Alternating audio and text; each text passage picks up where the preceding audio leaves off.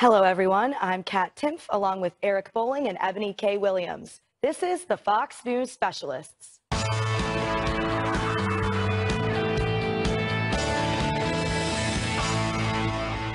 The concern over leaks is growing. Attorney General Jeff Sessions did not mince words when he took the podium earlier today to address the growing problem and to issue a stern warning to anyone who might be involved in putting our nation at risk. Take a listen.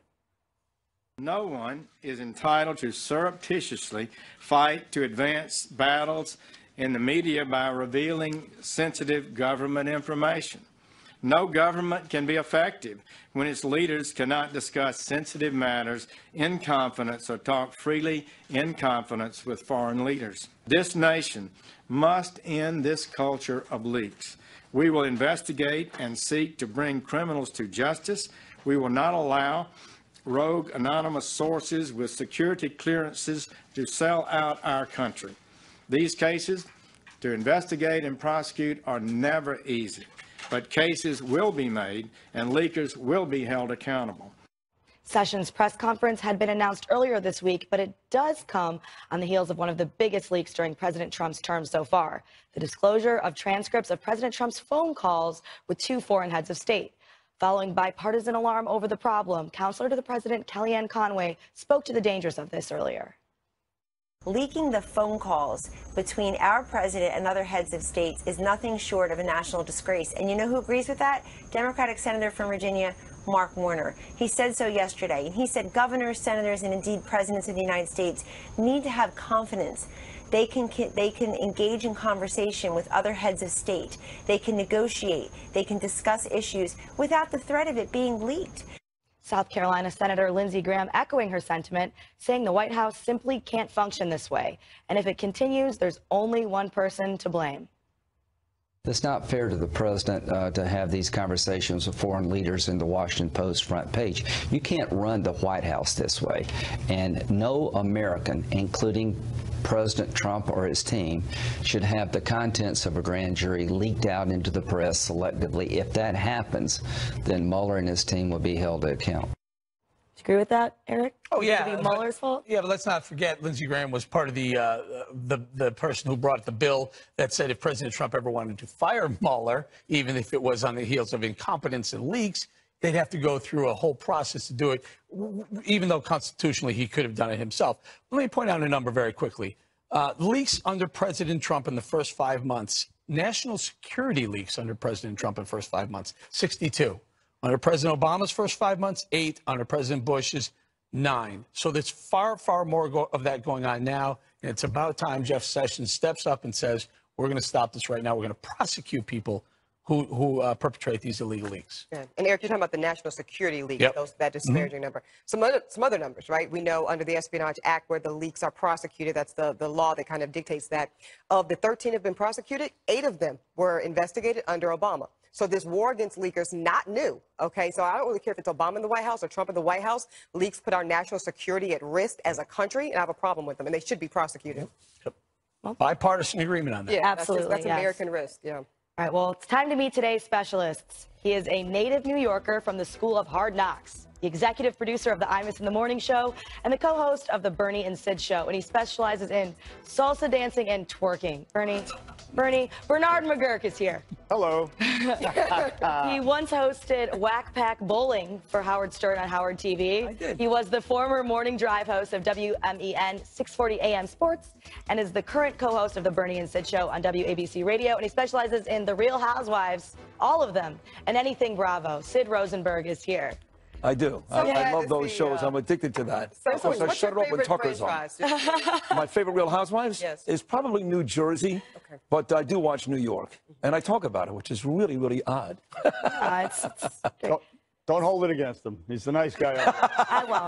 I won't. Sid, all right, so talking about these leaks, there's a bipartisan agreement that these leakers, it's not okay that they're doing this. But something did bother me about what Jeff Sessions said, which was him saying he would wouldn't hesitate to go after the press or the reporters who report these things. That bothered me. I agree with you. He said he will subpoena the press, and he'll start right there. Look, my thing is Jeff Sessions doing this because he's really concerned about the security, which everybody talked about, and you guys, or is it to placate the president of the United States, right? That's the deal here. He knows Trump can't stand him. Trump wants him out. Now, in doing it, he's helping out both. I understand that.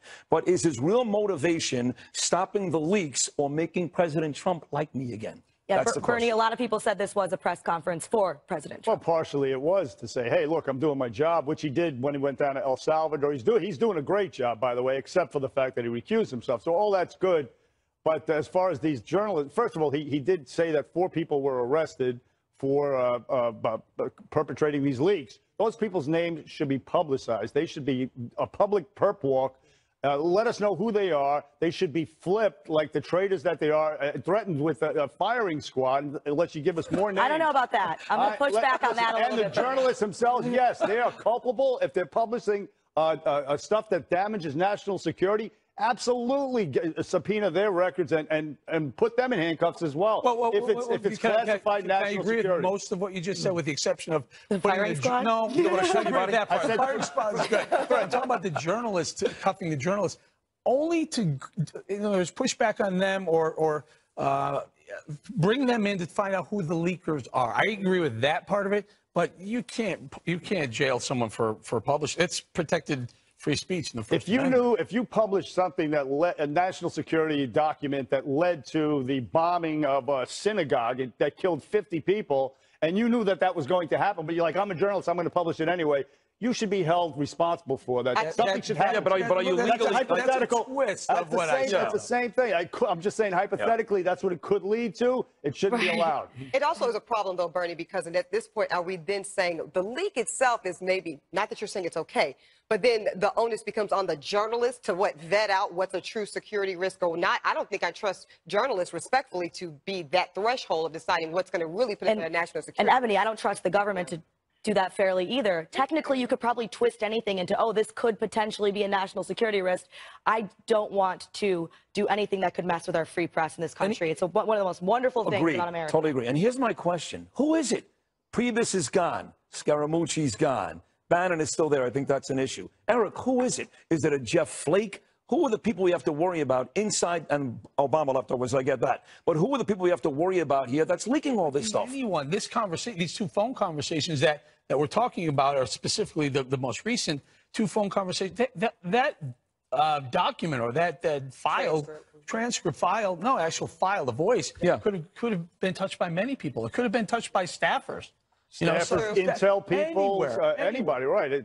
Most likely intel people. Yes, people who, Obama leftover bureaucrats who hate Trump, never Trump Republicans who hate his guts, or it could be anybody. Or a staffer who works for one of them who just happens not to like Trump. Yeah.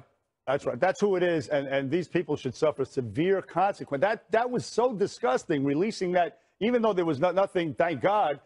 It's going to prevent in the future conversations that might need to be had for the safety of our citizens, and that's why it's so dangerous. If I'm a president of a foreign nation, I'm going to think twice about just how much I divulge while on the phone with President Trump, because I'm going to know there's a potential leak at bay. I mean, that's a problem. But we can't keep blaming the Washington Post and the New York Times every single time, because it makes our job more difficult. Yeah. As fun as it can be to do so, I agree. I think that we have to make sure that we do.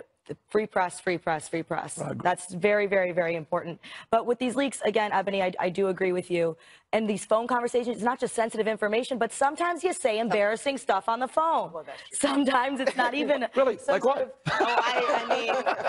I tend, it's better than texting because then there's no screenshotting. But it's the same. You would be hesitant if you think it's being recorded and be public and splashed all over the media. What if you say something wrong or off? There is a real risk there, and he does have to be able to engage with these leaders. But it's not the journalist's fault. It's not the fault that, I don't want to give the government some subjective standard for putting journalists in jail. I think that's very, very dangerous, and that did bother me. Yeah. I think, I don't know, Sessions on civil liberties, I have issues with that in general.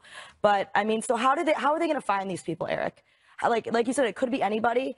I'm concerned, would they go after journalists to try and find them? Of course. Spying on journalists, would that bother you, spying on journalists? Well, President Obama did it as well. And there are a couple of Fox reporters that were actually leaned on.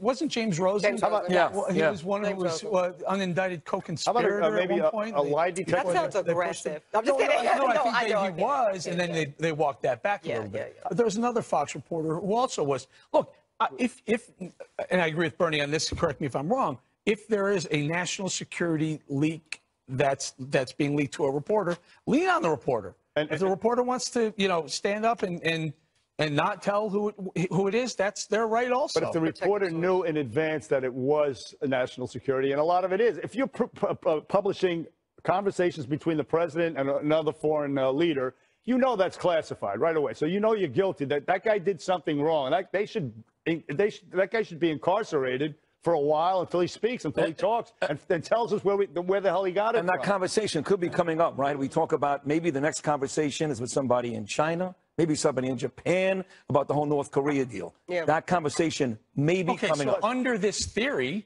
James Comey should be going to jail. Oh, no question. He leaked a confidential discussion he had with the president to the New York Times. No question. Through a friend. He would say that he made it specifically unclassified. That's what he would say, right? For the reason, because he anticipated that he was going to want to leak Look at Eboni, the attorney. Look at that. I find that other argument. It's so much fun. But I agree. I think Comey was really cowardly to leak it like that. He should have just been a grown man and said, you know what? I don't trust the president for whatever reasons. This is the memo that I've taken, and just put it out and own it. He was a sleaze who committed a crime and should be charged with something. And President Trump spoke to Macron today. What if they had something important to talk about, something to do with Syria, some action they were going to take? They couldn't discuss it over the phone. This is really serious, damaging stuff. Somebody should be, like I say, and on both sides, there should be some accountability. Yeah, Theresa May has already expressed hesitation around some of her conversations with Trump going around this very fear. But again, with the, I wasn't okay when the Obama administration spied on journalists, and I wouldn't be okay with the Trump administration doing it either.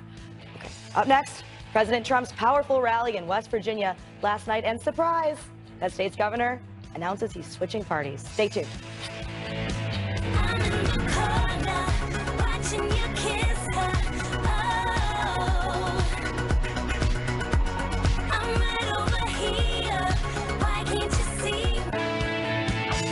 The people versus the polls. You've heard me say it over and over again. Watch the people, not the polls. But if you listen to the mainstream media cite Trump's polling numbers, you'd think this was an unpopular president.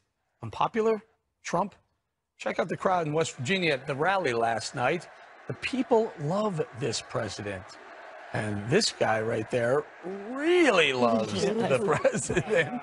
This scene plays out around the country. Every time Trump shows up at an event, and the mainstream media, the liberals and the anti-Trump crowd will likely dismiss this as, yeah, but that's his base. But it's Trump's base, the deplorables, not the typical GOP voters, that fuel Trump's presidency. And honestly, I think it's refreshing to have a president who's not in bed with his party. Charles Krauthammer gets it. Take a listen. He's got this grand jury, reports of a grand jury being convened. He's got the walls kind of closing in on him in Washington. And here he's going out into the country and saying, these are my people.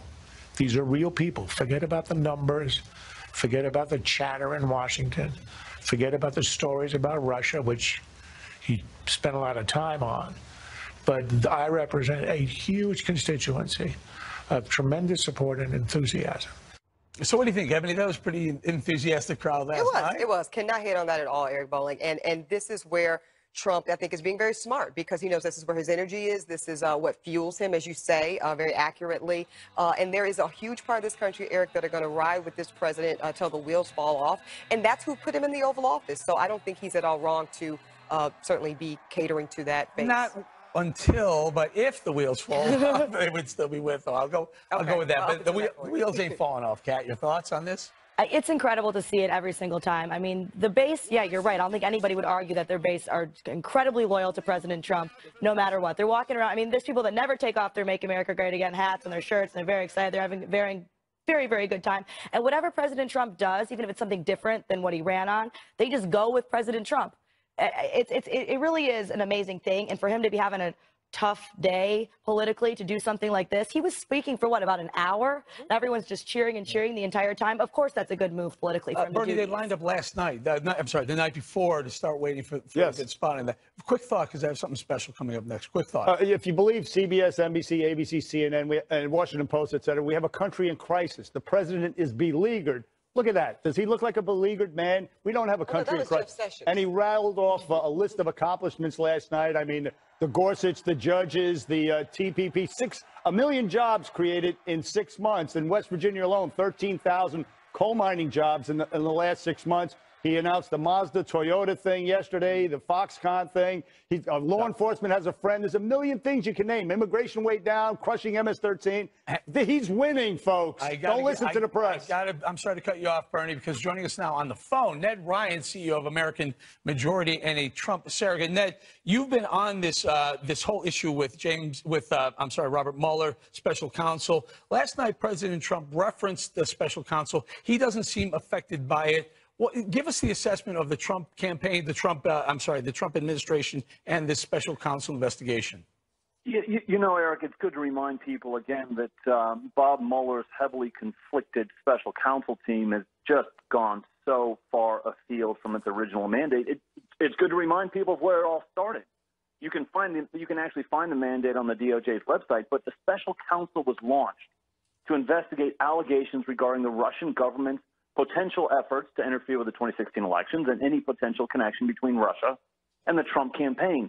And Eric, the thing that I'm reminding people about this whole special counsel and the whole Russian collusion fairy tale, it was started on a false premise in many ways by a fake dossier by Fusion GPS, who, by the way, when they were building that dossier, were actually doing work on behalf of the Russian state. So now you have a special counsel, again, heavily conflicted, based off a false premise and a fake dossier. And people are arguing, obstruction of justice with Trump's legal and constitutional firing of Jim Comey. And now we have a special counsel team going so far afield looking into financial dealings 8-9 years before Trump even ran for president. You start to ask questions. Maybe this is a political witch hunt, because right now it has nothing to do with anything regarding Russian collusion. All right, hang in there. A couple co-hosts have a question for you. Go ahead, Eboni. How you doing? Thanks for joining us, Ned. My only question is, let's say, which I am very willing to believe you're absolutely right, and there really is nothing there. Do you think it benefits the president to let this investigation play out, keep Mueller there, although we all agree he can fire him, but maybe keep him in place, let him conclude this, and just show actually there is nothing there America to see? Well, based off Ty Cobb's comments, again, speaking on behalf of the White House, they are going to fully comply and be open and transparent with Mueller's team, and it looks like right now, let it run its course. So I don't see the White House. I don't see Trump firing Mueller. I think they're going to let it run its course. I just think it's a shame in this whole process, Eboni, that the taxpayer is getting to fund all of this, and again, based off a false premise. Yeah, Ned, a question for you, though. A lot of the focus has been around this investigation, and a lot of the media, of course, is biased against President Trump. But President Trump himself also talks about it a lot. Do you think that he could be served well by talking about it a little bit less? I think the thing, though, that Trump has done successfully is reminding people about, again, let's go back to where this all started, Kat. I mean, it was based off this false narrative. Again, there's not been one shred of evidence, one piece of evidence to actually give any real foundation for this special counsel. So I think Trump has been right to remind people about where this all started. I think I hope that he'll be doing more of is just focusing again, as some of your guests were mentioning, all the great things that he's doing, the economy, jobs, all of those things, and let this, run its course. And hopefully this will be concluded quickly. Although the thing that worries me, Eric and Kat and Eboni, is that once you get a special counsel going and they leave their mandate and start going on fishing expeditions, these things do not end quickly. My hope is that Bob Mueller and his team will get this done quickly and that we can move on to the country's business. All right, we're going to leave right there, Ned. Thank you for calling and really appreciate that. Thank you, Ned. Okay, Sid, so your thoughts. I mean, Bernie outlined some of the great accomplishments of President Trump, and he seems like he's ready to go forward with his agenda, with or without Bob Mueller? Yeah, and I think he will. The only thing I would say is that Eboni knows this as an attorney, okay? Grand juries don't make a habit of investigating hoaxes. They're not around to take on witch hunts. In fact, there are rules against that.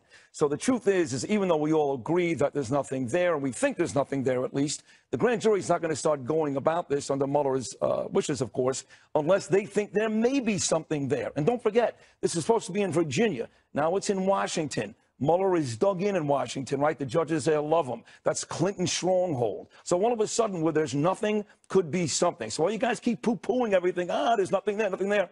This guy's working real overtime to find something there. And the grand jury, that ain't no joke. Right, a lot of experts pretty much agree that you wouldn't be having a grand jury if there wasn't a consideration that it was a criminal investigation and not just a counterintelligence investigation. That doesn't mean that charges will be filed, but at least that they're thinking that they're possibly or even likely could be. Can you imagine, Eboni, waking up every day as President Trump and having, no, I don't know, 100 of the most aggressive, probably well-seasoned reporters after you, just trying to find something for you. And then you have Bob Mueller's office with now 16 very high-priced, very able lawyers digging through everything. Democratic donors. Can you imagine having that on you every single day and trying to do a job? And trying to do the most important job, right?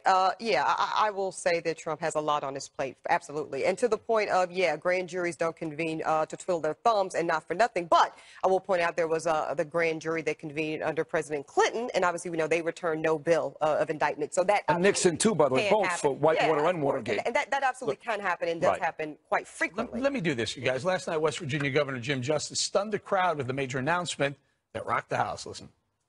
Today, I will tell you with lots of prayers and lots of thinking. Today, I'll tell you as West Virginians, I can't help you anymore being a Democrat governor. So tomorrow, I will be changing my registration to Republican.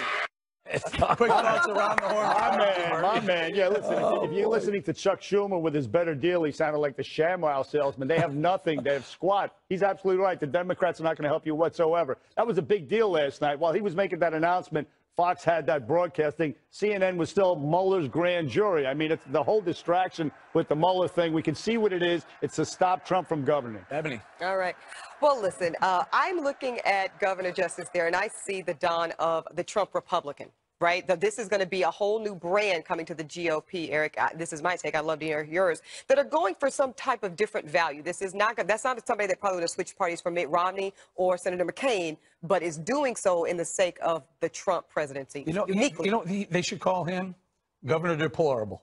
Yes, I like that. But it's a big deal, too, because if you think about it like this, if you're going to consider that when Trump has these rallies, right, it's just his folks. It's just the Bollings and the McGuirks of the world, right? Well, now you got a guy who's a Democrat who switched over, so maybe there's more to it. Maybe he's having more success than he's given credit for. Yeah, final thought? Yeah, absolutely. I just love the fact that he had a rally for this to say, ha, ha, ha, ha, ha. It was just one of the most Trump things that's ever happened. And I do think it's funny. And if I were the president, I would probably do the same thing. All right. Coming up, more about Special Counsel Robert Mueller and his impaneled grand jury. That's next.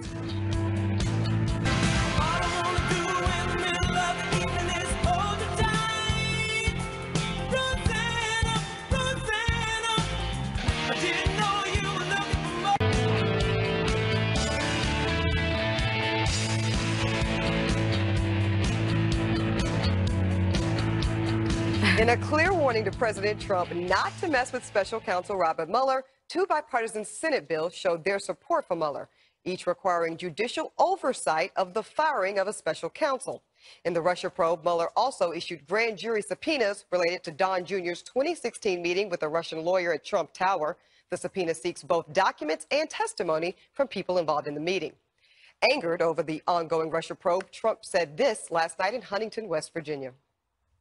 The Russia story is a total fabrication. It's just an excuse for the greatest loss in the history of American politics. That's all it is.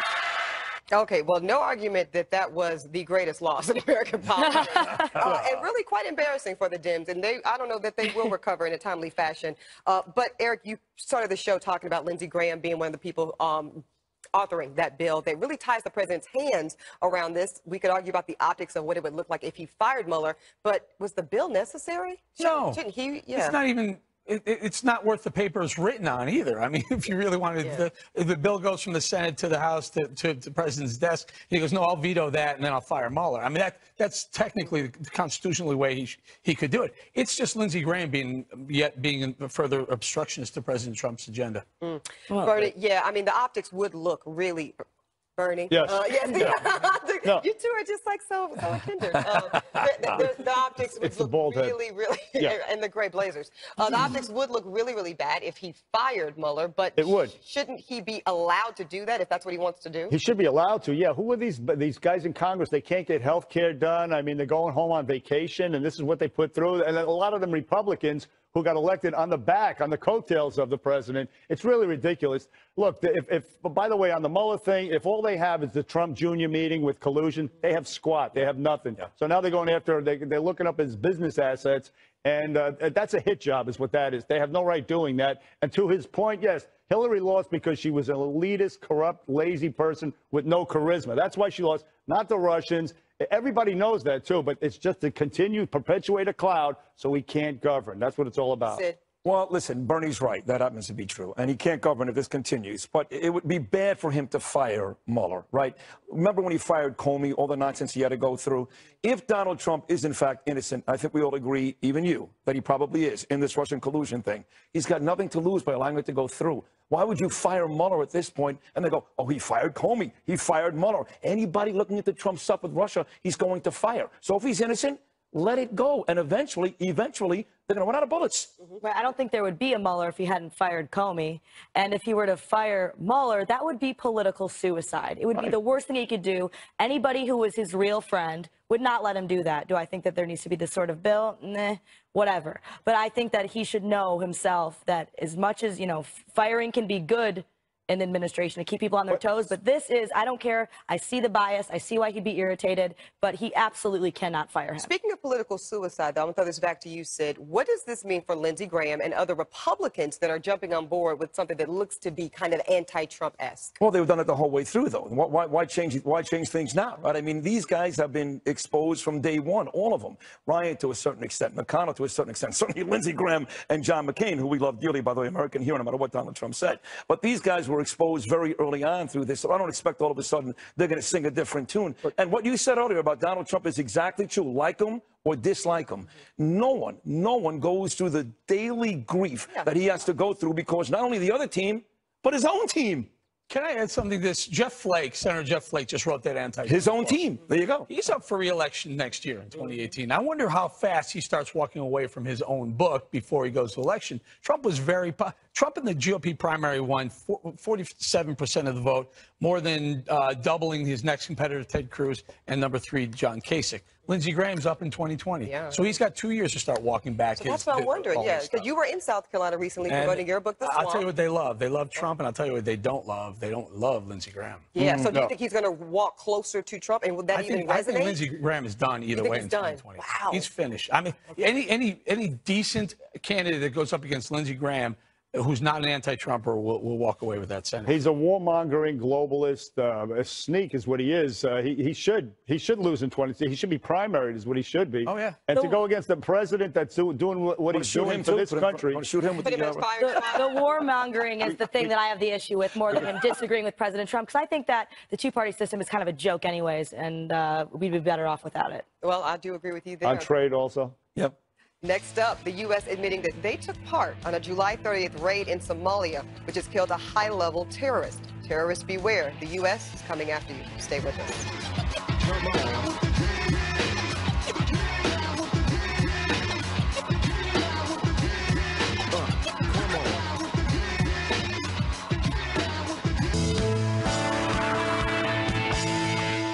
Welcome back to the Fox News Specialists. Our specialists today are Bernie McGuirk and Sid Rosenberg. Now let's continue the conversation. The U.S. military confirming today it was involved in a July 30th raid that killed a senior member of the al-Qaeda network-linked militant group al-Shabaab. The attack near the Somalian town of Toro Toro left Ali Mohammed Hussein, also known as Ali Jabal dead. He was responsible for attacks near Somalia's capital of Mogadishu.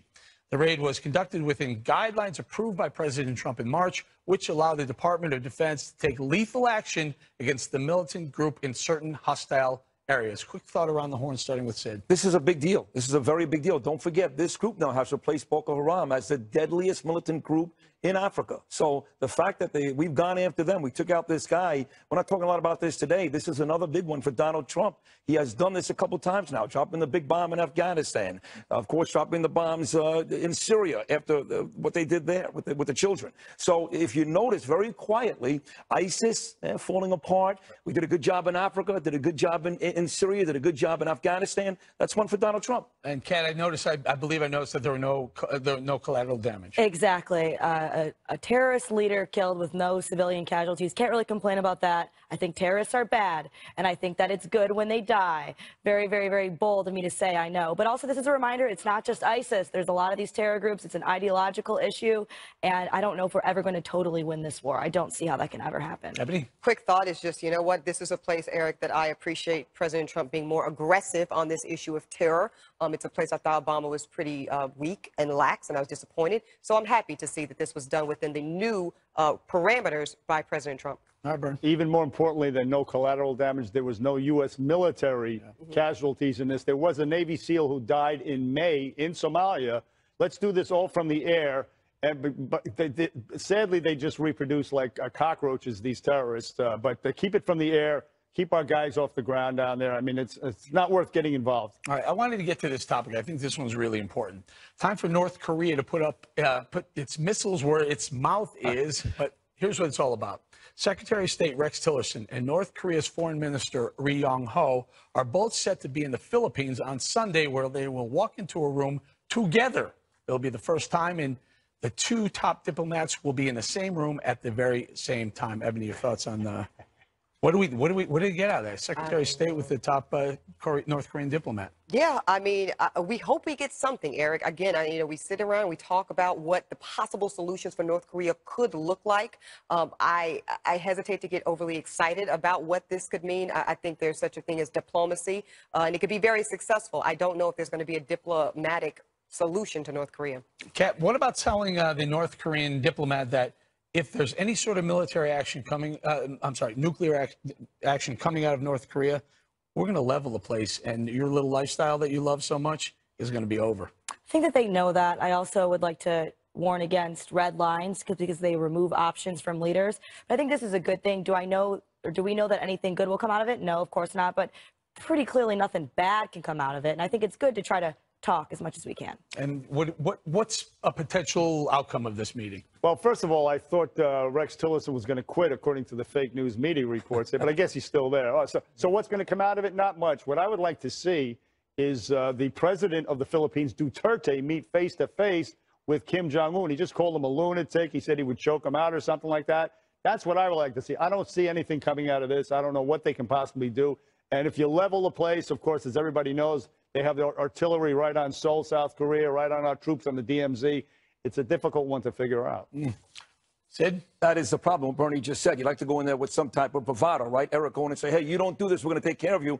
But we can't. Too many of our guys are there in that zone. And then you've got all of South Korea, which are all innocent people. So at the end of the day, I think it's a nice gesture. It looks good. But I don't think that this man in charge of North Korea has somebody else speak for him. I think at the end of the day, he does what he wants to do. So it's a good start. Nice job by Rex Tillerson. But what will it do? Nothing. I have one quick suggestion we could do quickly, symbolic maybe, is a drone missile strike on Dennis Rodman's house in this country. Let's start there. Send a message. I like it. South Beach. We're not playing? No, we're not messing with you. Right. This could happen to you, too. You chubby little... Could be your future. You fat little lunatic, you. Feed your people. That's what I say. Yeah. All right. I like it. Up next, does money make you happy if you can pay someone else to do your chores? Interesting question. Kat hits the street next.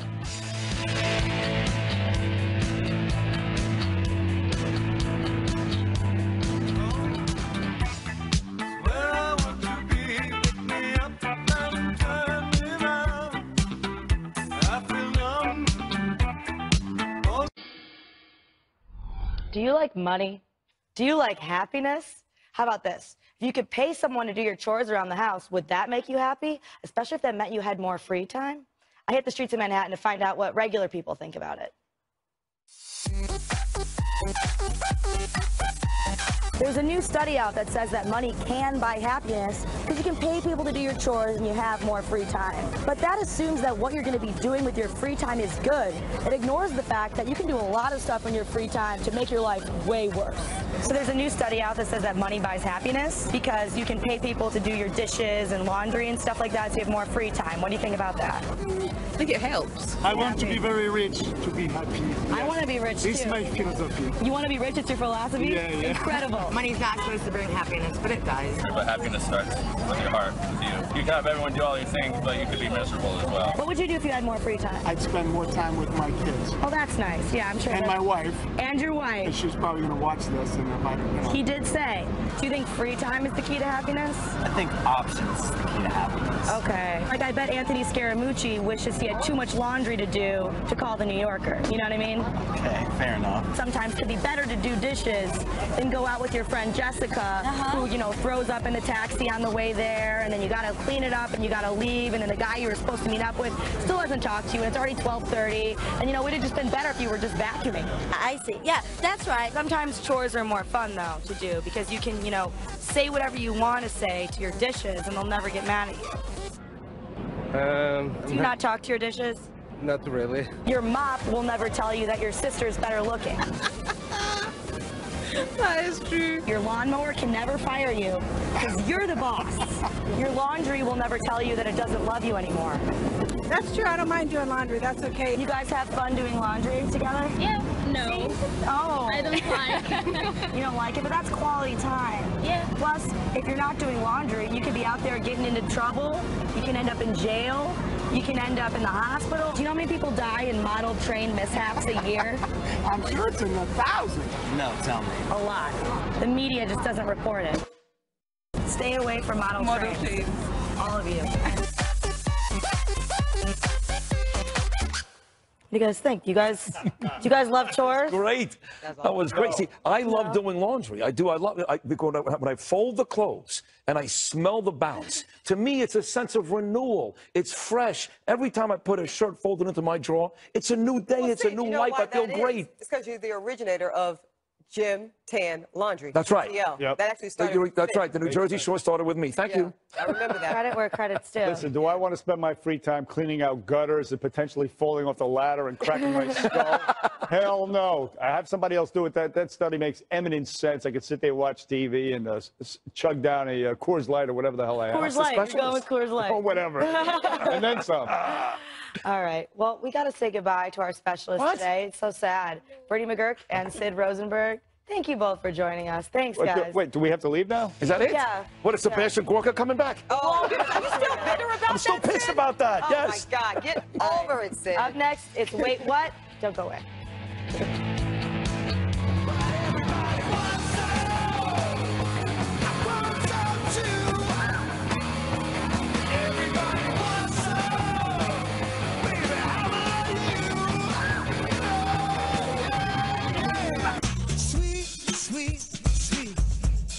Taste it.